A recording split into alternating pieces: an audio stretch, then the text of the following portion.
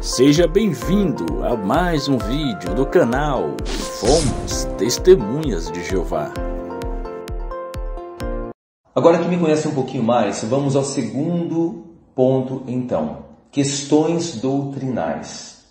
Agora vou mergulhar nas duas questões doutrinais fundamentais das Testemunhas de Jeová que não têm sustentação nenhuma na Bíblia. Olha que incrível!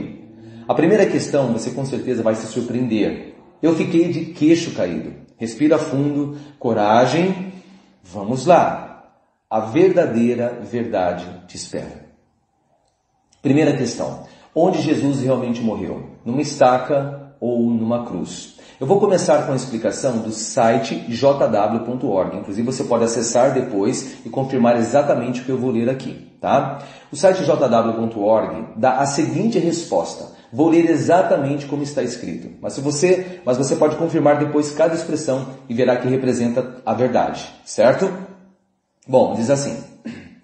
A Bíblia geralmente usa a palavra grega stauros para se referir ao instrumento em que Jesus foi executado. Aí cita Mateus 27:40 e João 19:17.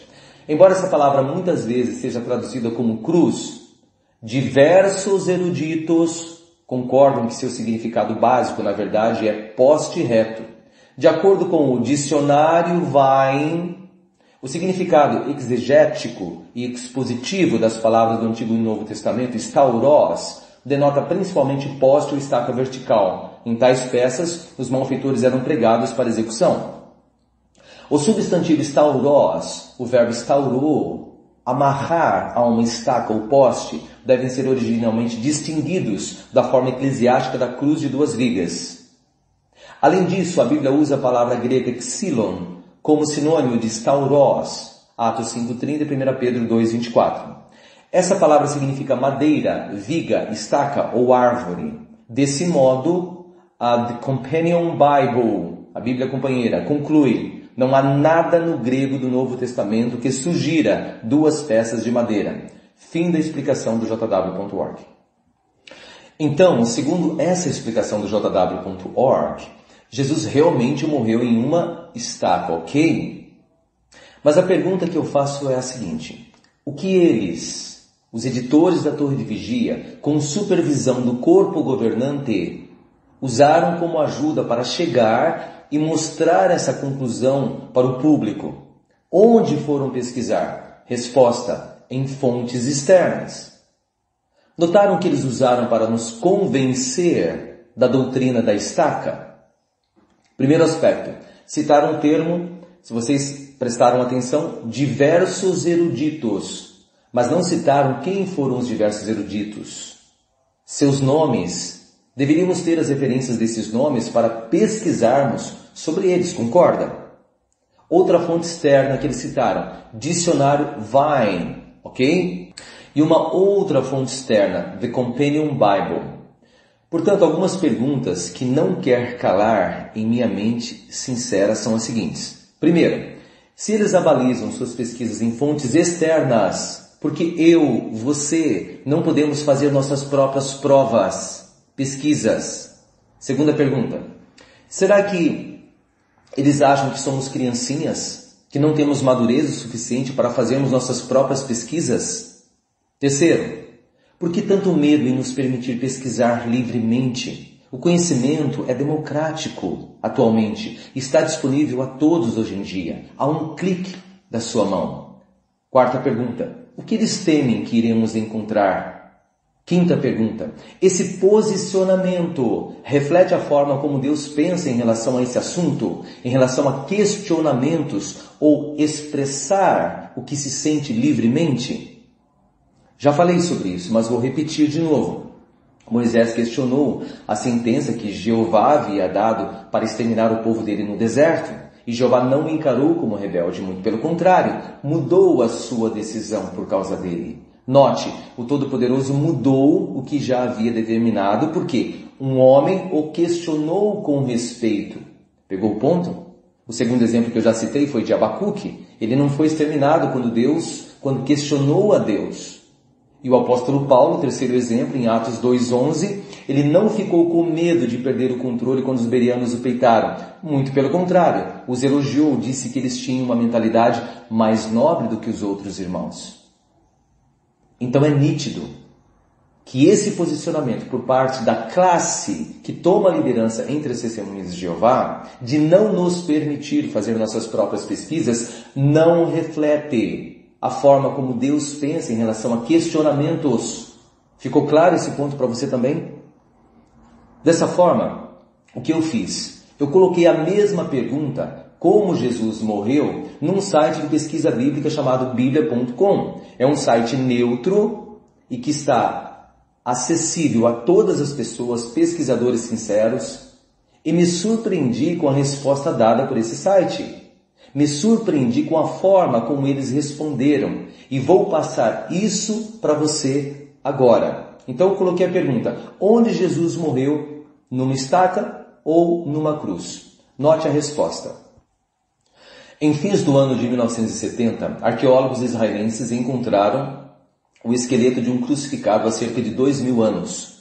Esse achado foi minuciosamente estudado por especialistas e trouxe muita luz sobre o suplício da cruz. Na verdade, deve-se dizer que originalmente a cruz não era o que hoje se entende por ela, mas compunha-se de uma só peça de madeira ou poste terminado numa ponta. Denominava-se em hebraico pau, e aparece na Bíblia pela primeira vez em Gênesis capítulo 40, versículo 19, onde diz que José disse ao padeiro que ele seria pendurado num madeiro. A palavra aparece também em Josué 8, 29, onde lemos que Josué mandou retirar do madeiro o cadáver do rei de Ai. E novamente a palavra aparece também em Esther capítulo 5, versículo 14, onde Amã pediu para fazer um madeiro de 50 côvados, ou 20 metros de altura, para Mordecai. Posteriormente, os latinos, ao descreverem esse madeiro, denominavam-no acuta cruz. Temos essa designação em Sêneca Epístola, 17ª Epístola, página 1 e 10, referindo-se especificamente a esse instrumento de suplício. Há, contudo, entre os autores latinos, referências muito claras a outra espécie de instrumento de execução, designado simplesmente por cruz, sem o modificativo acuta. E alguns são mais explícitos e mencionam que essa cruz se compunha de 2 peças de madeira. A mais sólida prova está nas citações de Plauto, comediógrafo e poeta cômico latino, que viveu de 254 a 184 a.C. Portanto, 2 séculos antes de Cristo, ele descreveria a cruz tendo 2 peças. A maior era o stipes, o esteio, o tronco mais longo e pesado, que se fincava no solo. A menor era o patíbulo, a travessa da cruz, também chamada antena. Um texto de Plauto acha-se em Mostelaria, livro 1, página 1 e 56, que diz textualmente: Ita tiferabunt patibulum per vias stimuli. Tradução: deste modo carregaste teu patíbulo pelas ruas sob açoites. Mais adiante, outra expressão: tibi esse pereudum extra portam dispansis manibus, patibulum com habebis. A ti que há de morrer fora da porta, de mão estendida, depois de trazeres o patíbulo.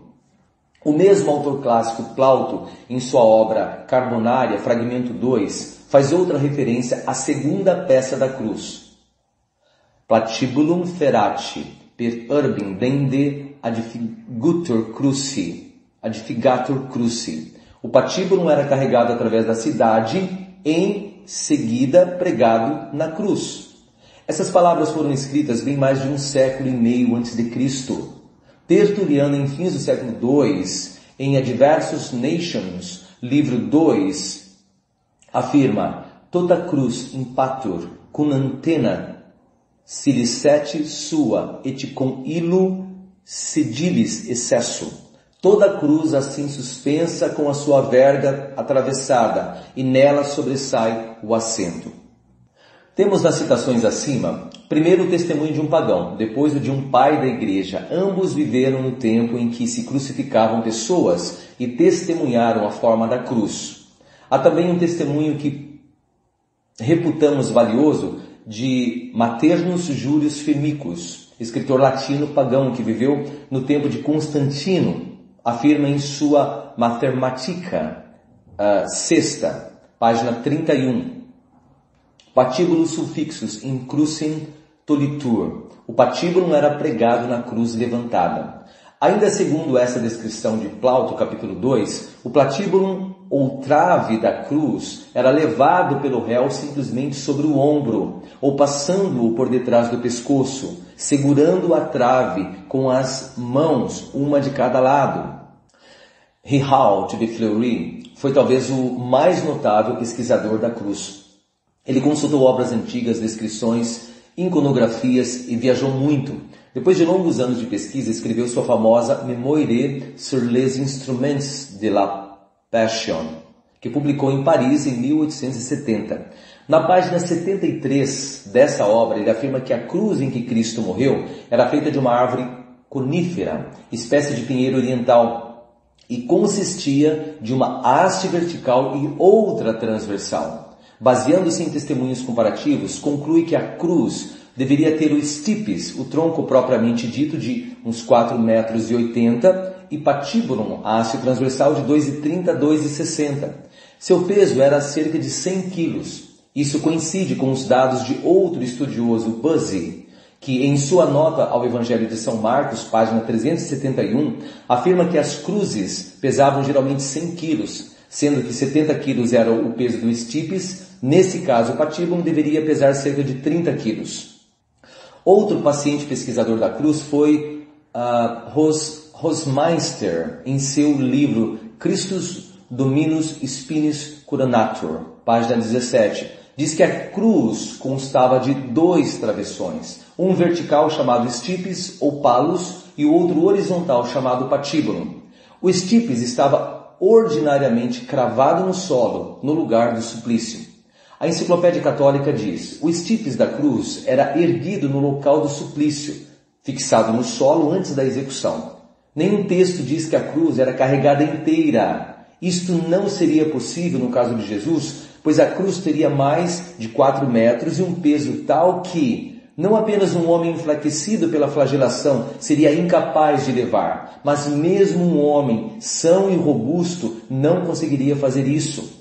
O réu, na verdade, levava às costas somente o patíbulum. A fixação do condenado na cruz era feita na cruz já montada. O condenado era fixado primeiramente no patíbulum, estendido no solo. A seguir, era o condenado erguido pelos executores. O patíbulum era encaixado ou pregado no stipes e concluía-se com a cravação dos pés do condenado. Outros testemunhos variam, afirmando que outras vezes o stipes já se achava fincado no chão. Com o auxílio de escadas, os executores erguiam o réu já cravado no patíbulo e completavam o trabalho da execução. Esse pormenor, entretanto, é irrelevante. O que é fora de dúvida é que a cruz, desde antes da era cristã, compunha-se de 2 peças, e assim o era a cruz latina. E o stauros? Bem, os escritores gregos usavam geralmente a palavra stauros para designar a cruz segundo a autorizada International Standard Bible Encyclopedia. A palavra cruz, de 2 designações, no grego stauros, uma cruz é scolpes, uma estaca, um poste. Esta última indica especificamente uma estaca. A outra, stauros, ocasionalmente. Perto de 10 dos melhores léxicos gregos são unânimes em definir stauros como pau, paliçada, estaca, patíbulo, instrumento de suplício e cruz. Ora, é um contrassenso pretender que a palavra tenha apenas um desses significados. Da mesma forma, o verbo stauro significa levantar uma paliçada, proteger com paus, empalar, crucificar. Tal é a designação grega da letra T, e o T assemelha-se à cruz. até um tipo de cruz exatamente com essa forma, a forma de um T, ou no grego de um tau. O verbo staurou, etimologicamente, significa colocar num tal, isto é, num T. A palavra tal está dentro de stauros, estauro, daí o sentido de crucificar. A cruz, pois, evoluiu da simples estaca para um instrumento de suplício com duas peças. O fato de Constantino ter exaltado a cruz a ponto de tornar-se objeto de veneração, o fato de a cruz, entre os antigos povos pagãos, ter sido símbolo de fertilidade dos órgãos de reprodução e também das coisas ignóbeis, não invalida a veracidade histórica da forma da cruz. Prova apenas que Cristo sofreu a maior de todas as humilhações. Primeiro testemunho arqueológico da cruz. O mundo todo ficou emocionado com a notícia amplamente divulgada pelos meios de comunicação de massa em fins do ano 1970. Arqueólogos israelenses encontraram o esqueleto de um crucificado há cerca de 2000 anos. Esse achado foi minuciosamente estudado por especialistas e trouxe muita luz sobre o suplício da cruz. Nas escavações que se faziam para uma construção civil, encontrou-se um túmulo muito antigo. O Dr. Nigo Haas, diretor da seção de anatomia da Faculdade de Medicina da Universidade Hebraica, uma das mais famosas do mundo, fez acurados estudos sobre o achado, concluindo que era de considerável importância antropológica e histórica. Segundo esses estudos, o crucificado tinha a estatura de 1,67 de altura e idade variável entre 24 e 28 anos. No ossário havia inscrito o nome Yehohanan, forma hebraica do nome João. Outro cientista, o professor Vassilios Tisaferis, arqueólogo do Departamento de Antiguidades da mesma universidade, concluiu que a execução ocorrera no primeiro século da Era Comum. E isso é muito importante, porque se pode estabelecer um paralelo entre essa crucificação e a de Cristo. A cruz, ora descoberta, tinha um minúsculo assento ou sedícula, onde a vítima podia apoiar uma única nádega. Sua finalidade era evitar que o crucificado morresse mais rapidamente e, portanto, prolongar o suplício. As observações anatômicas indicavam que o homem fora pregado na cruz na posição mais antinatural possível. Seus pés foram sobrepostos e pregados com um único cravo, ficando as pernas quase paralelas. Um cravo foi pregado em cada pulso, o que contraria a suposição de alguns de que as mãos receberam um só cravo acima da cabeça, juntas, como se em vez de cruz fosse uma simples estaca ou poste, sem a travessa à altura da cabeça.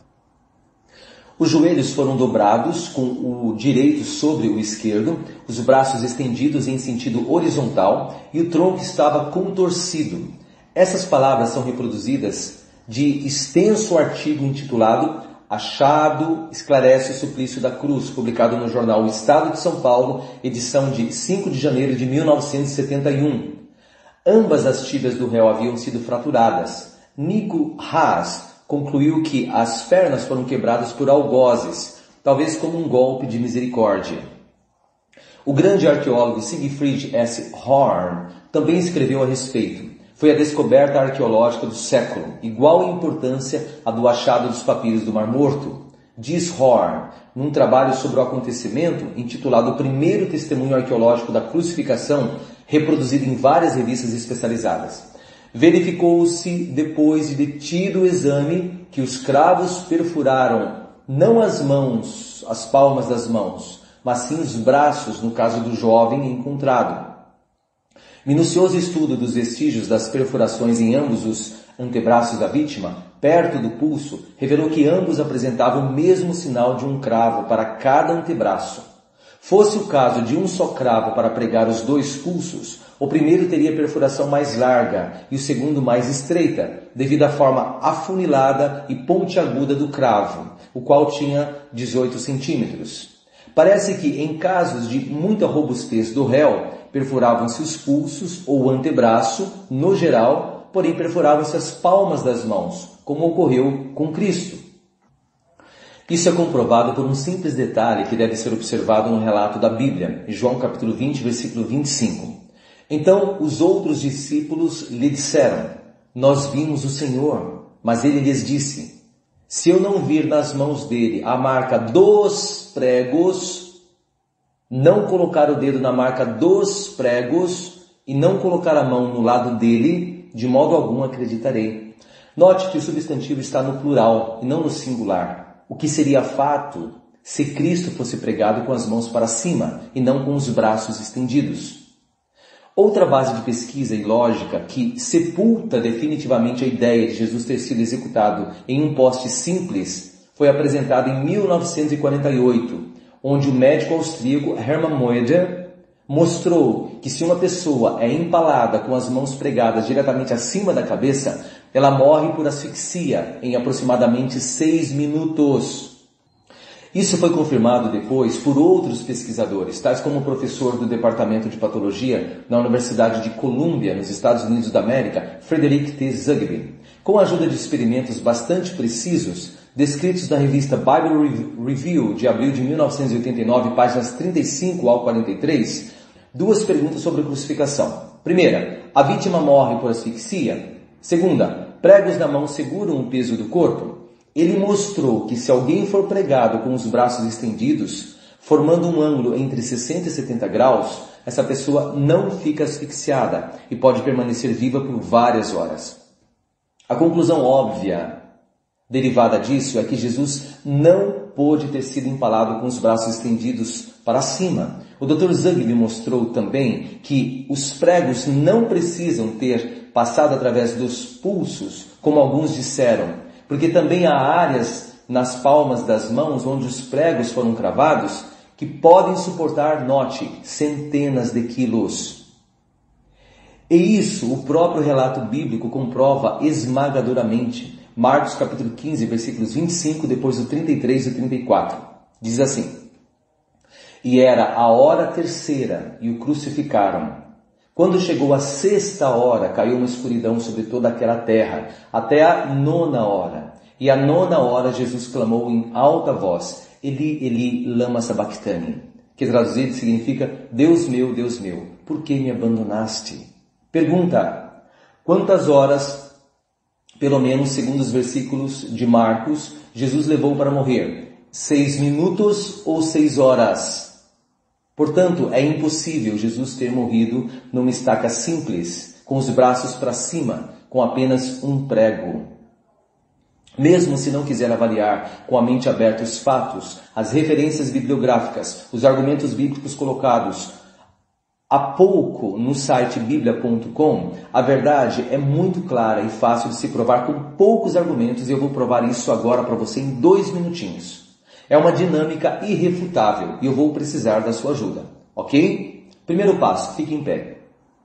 Já está em pé? Ok. Segundo passo, encoste o corpo com as mãos paralelo à parede. Muito bem. Terceiro passo, levante bem alto as suas mãos acima da sua cabeça na posição vertical, também paralelo à parede. Já fez isso? Quarto passo, tente respirar.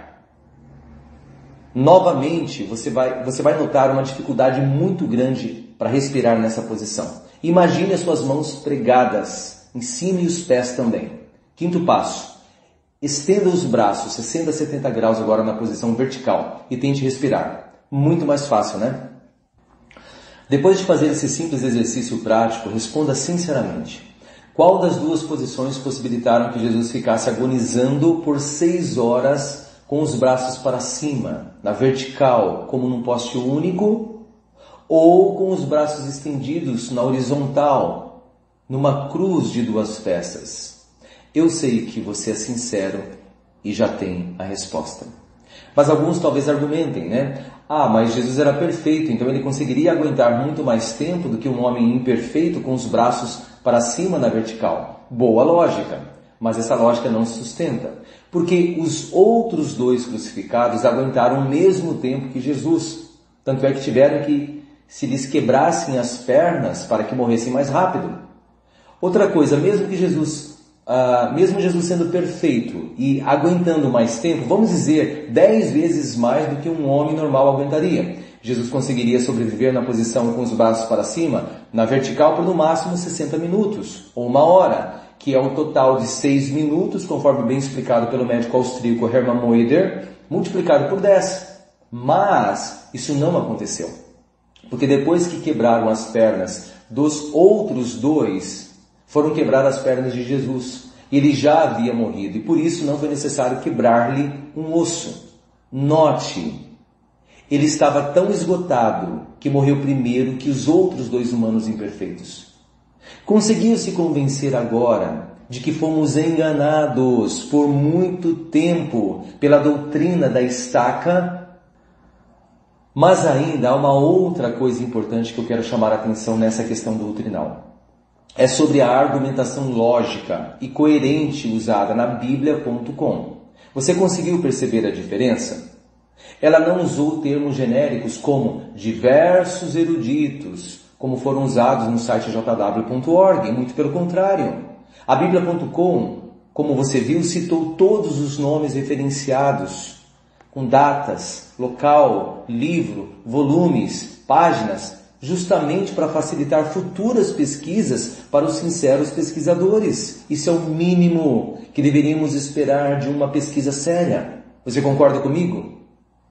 Nesse ponto do áudio, se você manteve a sua atenção até aqui, a sua mente já deve estar se desbloqueando para o universo das pesquisas e perguntas sinceras.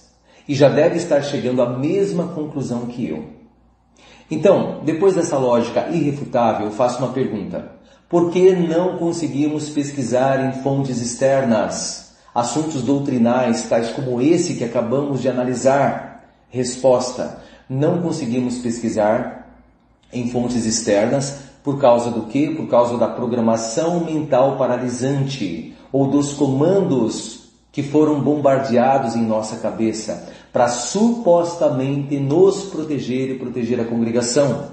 Comandos tais como: irmão, muito cuidado com a apostasia. Uma outra expressão: eles vão servir alimento estragado para você, cuidado. Outra: se você sequer ouvir, vai estar comendo na mesa de demônios, é perigoso. Outra: irmãos, as pessoas que saem não têm mais a paz de Deus. Cuidado, são pessoas raivosas, querem nos fazer mal. Outro comando: suas orações não serão mais ouvidas por Jeová. Você quer isso? Outro: você vai entrar em rota de colisão com o Todo-Poderoso, coisa terrível. Outro: você poderá perder a vida eterna no Armagedon que está tão perto, irmão. Outro: olha o que 1 Timóteo 6, do 3 ao 5 adverte. O homem cheio de orgulho, que não entende nada, está obcecado por controvérsias e detalhes sobre palavras. Essas coisas produzem inveja, brigas, calúnias, suspeitas maldosas, constantes discussões sobre questões insignificantes entre homens corrompidos na mente e desprovidos da verdade. Quer ser igual a eles e ter a desaprovação de Deus, irmão? E uma outra: você quer imitar o maior apóstata de todos, Satanás, o diabo? E uma última expressão: você vai perder todos os seus amigos. E isso aqui é verdade, né? E é por isso que eu estou liberando antecipadamente essas informações para você. Porque te considero e sempre vou te considerar como meu irmão e meu amigo. Percebeu o bloqueio que esses termos geram? Tais expressões ativam o quê? Conforme a gente já analisou: medo e culpa. Poderosas armas do quê? Sim, de controle mental. Tais expressões paralisam uma pessoa. Ela simplesmente não consegue se libertar sozinha. Por isso que eu estou te contando todos esses segredos. Eu não quero que você sofra como eu sofri, meu querido. Portanto, meu amigo, quando esse primeiro ponto ficou claro em minha mente, me deu uma raiva, sabe? Uma revolta muito grande, uma tristeza tão grande. Vou ser bem sincero com você. Por quê? Porque no mesmo momento eu entendi que eu havia sido enganado por 35 anos. Quando essa ficha caiu, sabe o que eu fiz no coração? No mesmo minuto, tomei a maior decisão da minha vida: me desconectar da torre de vigia. Sim, eu me dissociei lá no meu coração. Porque eu não sou hipócrita, Não consigo ficar em um lugar onde eu não possa confiar. Porque se alguém mente para você em algo sério, não tem como mais acreditar nas outras coisas que essa pessoa ou organização está falando. Faz sentido para você isso que eu acabei de falar? Reflita comigo na seguinte frase e veja se não tem muita lógica. Quando aceitamos tudo que uma organização diz sem verificar os fatos, mostramos confiança na organização em questão, ok? Mas se mantivermos um espírito atento e examinarmos quanto se essas coisas são realmente assim, segundo Atos 17:11, então mostramos zelo para com Jeová. Assim eu te pergunto, para quem você está mostrando zelo? A uma organização dirigida por humanos? Por uma classe que se diz ser os guardiões da verdade? Ou ao teu Pai Celestial? Então até aqui, meu amigo, eu considerei apenas um ponto doutrinal. Pus ele à prova e você viu que ele não resistiu ao crivo da verdade.